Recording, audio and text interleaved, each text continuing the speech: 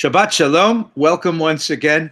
It is our distinct privilege this morning to spend a few moments with our dear friend and teacher, Rabbi Hillel Silverman. Hillel, good morning. It's great to see you. Good morning. Shabbat Shalom. It's really a pleasure to be with you. You know, Hillel, I don't know if everybody at the VBS community knows who you are. I know there are many people whose bar and bat mitzvahs you celebrated. So for a moment, could you just tell us a quick thumbnail of your biography? Your father was a very important rabbi. He edited the prayer book, I know. And please tell us, where'd your family come from? My father had a very fine congregation in Hartford, Connecticut. He was born in Brockton, Massachusetts. My mother was born in Utica, New York. It was his first congregation and his only congregation. He was there over 50 years. When I graduated from the seminary, I was on the staff of the seminary for a year or two. I majored in youth work. I took my doctorate, my DHL in Bible with Dr. Ginsburg. And then I became a chaplain.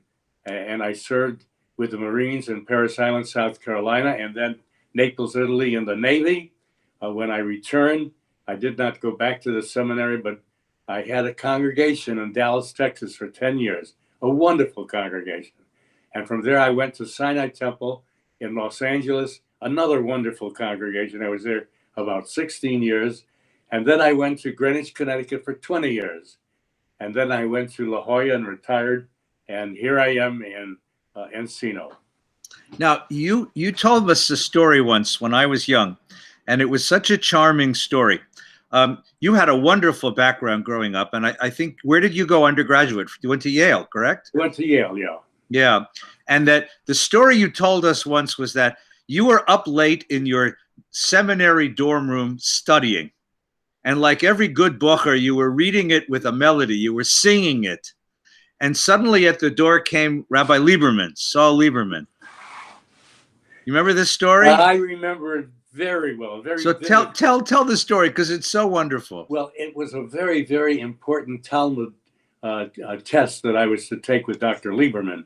I was in Israel, which was Palestine, and became Israel in my junior year. And I was told that I could get credit for my junior year if I passed the test with Dr. Lieberman when I returned, and then I would become a senior. And I studied, and I studied, and I was in my dormitory one night, late at night, on a Saturday night. I didn't remember that my dormitory room was directly under Professor Lieberman's study. And I was preparing for the test for the next morning. And when you study Gemara in the traditional way, you sing. So I was singing and singing and studying, and I finished, and I closed my book, and I closed, I put on my bathrobe, and all of a sudden there was a knock on the door. It was Professor Lieberman. Silverman, he said, I heard you studying. He didn't say singing. I heard you studying, and then you stopped, and I thought maybe you had a problem. And I came here to help you. And I said to him, Professor, no, I studied, and I was tired, and I have the test tomorrow, and I was sure I blew the examination, but I didn't. I passed. I was lucky. And that's not the end of the story yet. Then my uncle, who was a very well-known rabbi in Pittsburgh, Pennsylvania, his name was Herman Halpern, had Professor Lieberman the next week as his guest scholar, guest speaker. And Dr. Lieberman told a story, didn't mention any names. He said a young seminary student born in America, parents born in America, and here he is on a Saturday night studying the Gemara in the old-fashioned way, singing the Gemara. Hillel said this, and Shammai said that. And I came to help him out, and he passed the test the next day. But what struck me, said Dr. Lieberman, is that when the voices on the fourth floor mingle with the voices on the fifth floor, then there is a future for Judaism in America. That is such a beautiful story. And what makes it such a beautiful story is that you and I know that Professor Lieberman, a great, probably the greatest Talmudist of the 20th century, could be a very rough teacher. Oh, he was rough. If he didn't like you, you were in big trouble. I remember you say, Herkovitz, are you prepared? And Herkovitz wasn't really prepared. Then Silverman, are you prepared? Yes, Professor. So I became a favorite of his.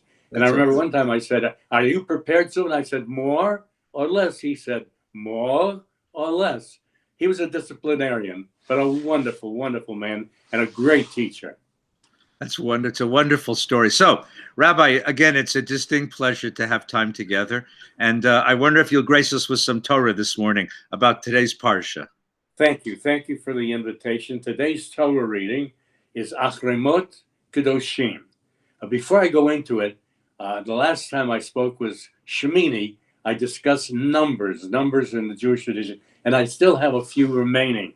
Numbers 13 is a very, very famous number. Your bar mitzvah at 13. And I remember when I was bar mitzvah at 13, my father had a very large congregation, and I was petrified. I was so nervous. I was in Palestine the year before. It wasn't Israel. It was Palestine with my family, and my father taught me my bar mitzvah. I remember sitting on the second floor of our apartment on Rehov Yonah Levi, and he would help me with my Torah. I read the entire Sedra. I had a speech in English, a speech in Hebrew, and I was so nervous. Fortunately, there was a blizzard on my bar mitzvah morning in February, and I was said, "Oh, that's wonderful. I will not have many people attending my bar mitzvah." Well, it turned out there were over 1,000 people there, and I did everything I was supposed to do. My father was a collector, and he even collected a paper delineating the bar mitzvah gifts that I had received, and 13 fountain pens.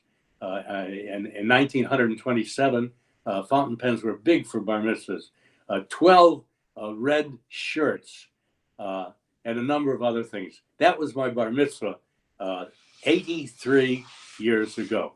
Well, God bless me, and believe it or not, I turned 83, and I was entitled to a second bar mitzvah. 70 was the normal lifespan, Shivim Shana 70, plus 13, 73, it's your bar mitzvah. So I had a second bar mitzvah. We took over the chapel in a synagogue in Palm Springs.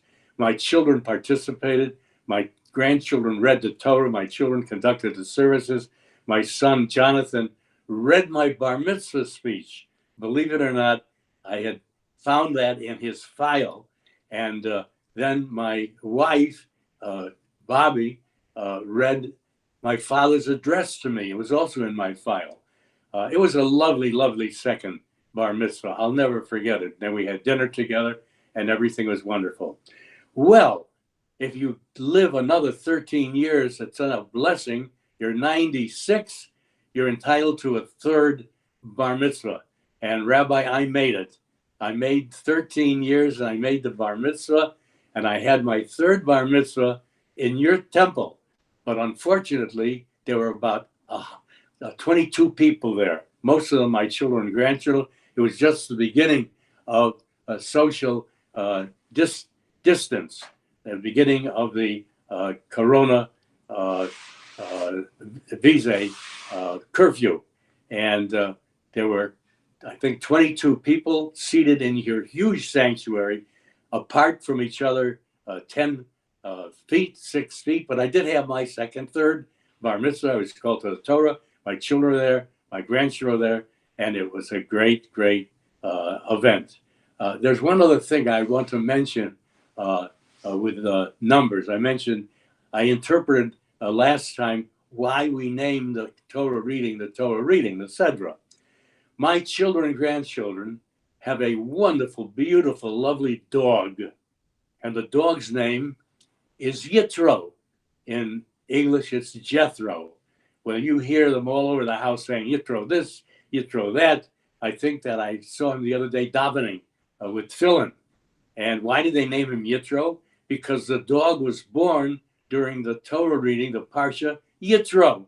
I thought that was quite interesting. And I said it was very, very unfortunate that he wasn't born a few weeks later, like last week's Torah reading, Metzorat, Tazria Metzorat, which means leprosy.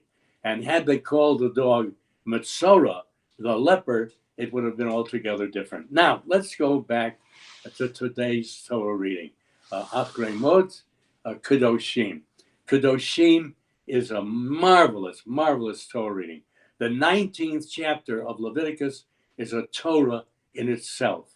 One could have an entire religion founded upon the ethical and moral teachings of the 19th chapter of Leviticus. Sensitivity, relationships to parents, relationship to wife, relationship to children, relationship to neighbors, relationship to employers, to employees. It is a wonderful, wonderful Torah reading. I want to just discuss one aspect of the Torah reading. It's entitled Peah. Peah. I don't know if you're aware of what the Torah is about, but this delineates the fact that the farmer has to leave the corners of his field to the poor. The poor would come and take their portion of the peah of the corner. And you wonder, what a way to give charity. And this was written 23, 24, 2,500 years ago. What sensitivity this is, that they are entitled. You're not giving them a handout. They're entitled to the corner of the field. The lesson was brought home to me very, very vividly when I was in Israel in the year 1947. I was there as a student at the Hebrew University, and during the summer I worked on a kibbutz, a religious kibbutz called Yavna. And I'll never forget, when I left the field one day in the fall, there were a group of Arab women who lived in an Arab village just a mile away, who had come to take their entitlement, their peah, their corner of the field. You know, it's an embarrassment to be poor. A poor man has dignity, a poor woman has dignity, but according to the tradition of our Bible, they are entitled to the peah. In the book of Deuteronomy, we read something very interesting, and it's very, very much the same. The forgotten sheaf, the shichacha. If you are a farmer and you are gathering the bundles of your sheaf, of your barley together, and you forget a barley, it falls to the ground, and you leave, the poor man or the poor woman is entitled to come and take the sheaf. It's his. It's not something that you give him. He's entitled to it because he's poor, and the poor man has dignity, the forgotten sheaf. And you are credited with a mitzvah, with a commandment that you have no intention of fulfilling. It's not intentional. It drops. It's forgotten. You cannot go back to your field and retrieve the forgotten sheaf. That is so interesting. There is a commentary in the Tosefta that if a Jew is awarded a mitzvah that has no intention, like the forgotten sheaf, then certainly if he has an intention to perform a mitzvah, it is even doubly important. And so you have the peah, the corner of the field, and you have the forgotten sheaf.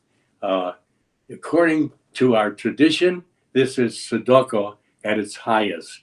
Now, tzedakah is our word for charity. Tzedakah in Hebrew, tzedakah in Yiddish. It doesn't translate as charity. Believe it or not, it means righteousness. Tzedek, tzedek, tzedek, tirvo.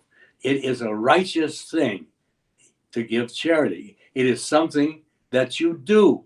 You are not doing something that is very, very special. It's the right thing to do. Tzedakah, tzedek, you give righteousness. On the high holidays with the Untana Tokef prayer, when all is recited, we say there are three ways to avert the severe decree: tefillah, tzedakah, and Tshuva. Right.